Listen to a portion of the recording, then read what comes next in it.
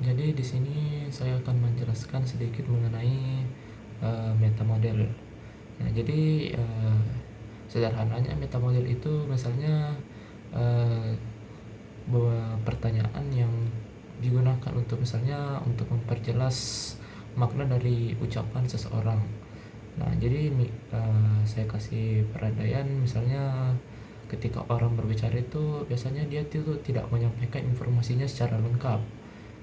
Itu biasa itu karena di dalam otak mereka itu mereka telah mencari informasi-informasi yang melewati misalnya tahap penghapusan, generalisasi ataupun distorsi. Nah, jadi metamodel ini sebenarnya untuk mengembalikan informasi yang telah hilang itu dengan misalnya kita ingin mengajukan pertanyaan spesifik dan terarah. Nah, tiga proses utama yang dibongkar oleh metamodel itu sendiri ada deletion, generalization, dan distortion. Nah, contoh dari misalnya deletion, aku misalnya ada orang yang mengatakan aku stres. Nah, kita bisa mengajukan pertanyaan seperti dia stres karena apa atau apa yang membuatnya merasa stres begitu.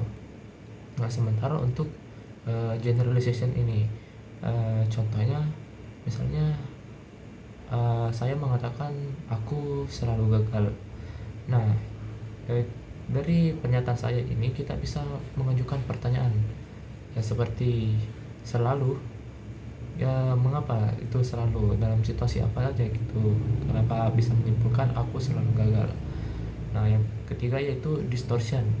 Eh, Contohnya eh, dia membuatku merasa bodoh.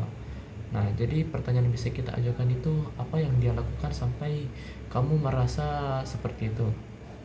Nah, dengan bertanya menggunakan metamodel ini kita bisa eh, membantu orang lain memahami masalah dengan lebih jernih dan bisa untuk juga mencegah terjadinya miskomunikasi, serta bisa jadi kita bisa menarik makna-makna yang tersembunyi dari misalnya eh, kata-kata yang kita dengar atau kita terima gitu. Ya, mungkin itu saja untuk meta model kali ini.